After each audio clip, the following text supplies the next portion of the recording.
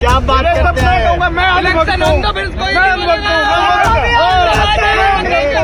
ये वही बंदे हैं जो यहाँ खड़े थे ना, ये वही बंदे हैं जो मोदी अगर माइक पे खड़ा होके कह दे ना कि शौच करने के बाद हाथ धोना चाहिए, ये बोलेंगे नहीं हम हाथ नहीं धोएंगे, हम चाटेंगे। ये बंदे हैं। क्या हमारा देश वाकई लोकतांत्रिक देश बचा हुआ है?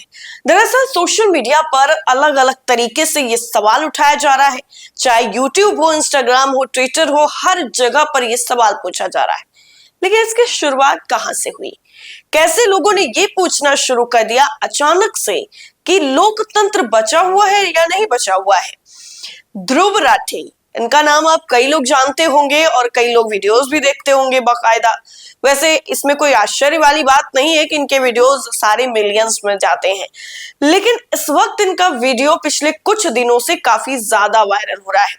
इन्होंने एक वीडियो अपने यूट्यूब पर डाला और उस 29 मिनट कुछ सेकंड के वीडियो ने तहलका मचा दिया। ट्विटर से लेकर के यूट्यूब तक हर कोई बस यही सवाल पूछ रहा है कि क्या हमारा देश अब लोकतांत्रिक देश नहीं बचा हुआ है? ध्रुव राठी ने अपने वीडियो में सत्ताधारी पार्टियों की सारी बखिया उधेड़ कर रख दी। ध्रुव राठी ने वो सवाल पूछे जो मेन स्ट्रीम मीडिया को पूछने चाहिए थे। ध्रुव राठी ने उस सच से पर्दा हटा दिया जिस सच को छुपाने के लिए कई सारे झूठ बोले गए।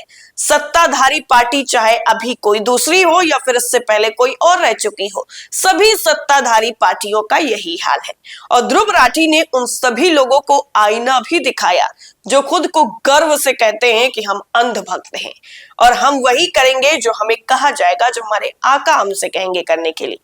चाहे थाली बजाने से लेकर के फूल बरसाने हो या फिर लाइट जलानी हो, लेकिन लोग इस हद तक अपने दिमाग पर पट्टी चढ़ा चुके हैं कि वो कुछ भी करने को तैयार हैं और वो गर्व से कह रहे हैं कि हम अंधभक्त हैं। हमारे पास कुछ ऐसे वीडियो क्लिप्स भी हैं जो हम देख करके जितना शॉक्ड हुए हैं, हमें यही उम्मीद है कि आप भी देखकर उतना ही शॉक्ड होंगे। तो पहले जरा आप भी सुन लीजिए कि ये महाशय क्या बोल रहे हैं। क्या बात करते हैं?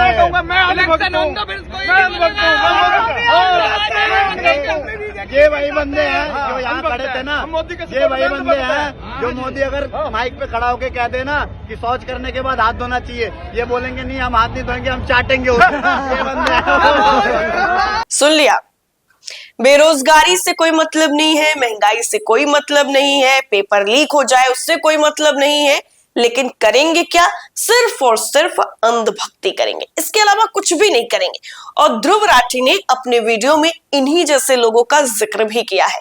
ध्रुव राठी ने उन सभी लोगों को आईना दिखाया है कि अब भी वक्त है, संभल जाइए, वरना आने वाले कुछ वक्त में इससे भी ज्यादा बदतर हालात होने वाले हैं। लेकिन यहाँ पर आपके जहन में सवाल ये आ रहा होगा कि मैंने लोकतंत्र की बात की, तो आखिर लोकतंत्र है क्या? क्या सच में वाकई लोकतंत्र अब नहीं बचा हुआ है या फिर लोकतंत्र कुछ और होता होगा? सवाल आ रहे होंगे, तो मैं आपको इन सारी चीजों को क्लियर कर देती हूं कि हमारा देश सबसे बड़ा लोकतांत्रिक देश है। लेकिन यहाँ पर जो शंका है वो इस बात को लेकर है कि जो लोकतंत्र शब्द है ना, ये लोकतंत्र सिर्फ और सिर्फ इस चीज का प्रतीक नहीं है कि आपके देश में चुनाव हो रहे हैं कि नहीं हो रहे हैं, आप हर 5 साल में वोट देने जा रहे हैं कि नहीं जा रहे हैं, आप अपने उंगली पर वो स्याही का निशान लेकर के आ रहे हैं कि नहीं आ रहे हैं। सिर्फ ये प्रतीक नहीं होता है कि एक देश लोकतांत्रिक देश है या फिर नहीं है। यानी जो डर दिखा करके लोगों का वोट करवाया जाता है, लोगों को भ्रमित करके वोट करवाया जाता है, ये चीजें नहीं होनी चाहिए।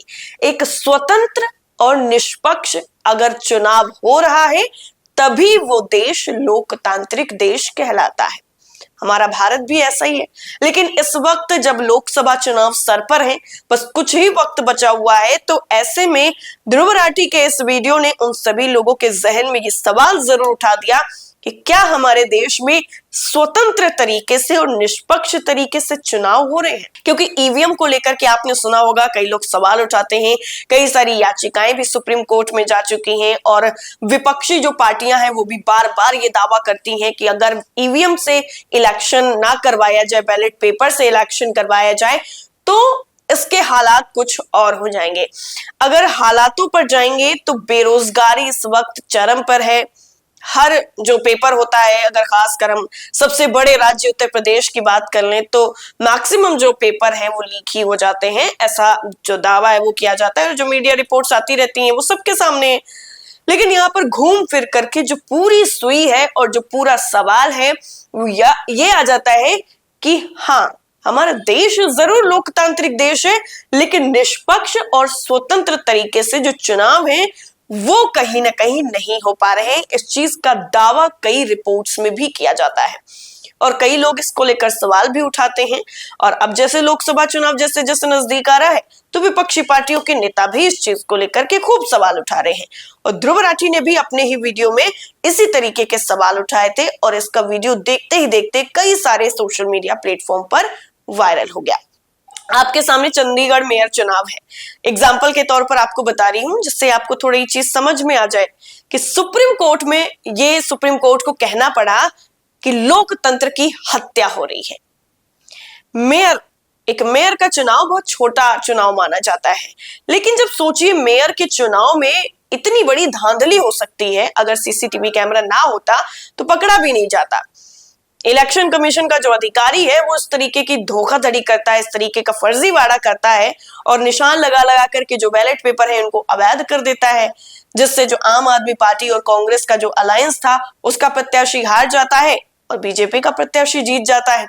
लेकिन मामला सुप्रीम कोर्ट पहुंचा और सुप्रीम कोर्ट में सारी की सारी सच्चाई खोलकर सबके सामने आ गई। आम आदमी पार्टी और कांग्रेस के अलायंस के जो प्रत्याशी थे उनको घोषित कर दिया गया विजेता। सुप्रीम कोर्ट में जाने के बाद जब यह डिसीजन आया, यानी जब सुप्रीम कोर्ट में जाने के बाद ही चुनाव का डिक्लेरेशन करना है या फिर चुनाव के नतीजे घोषित करने हैं, तो फिर चुनाव कराने की जरूरत ही क्या है।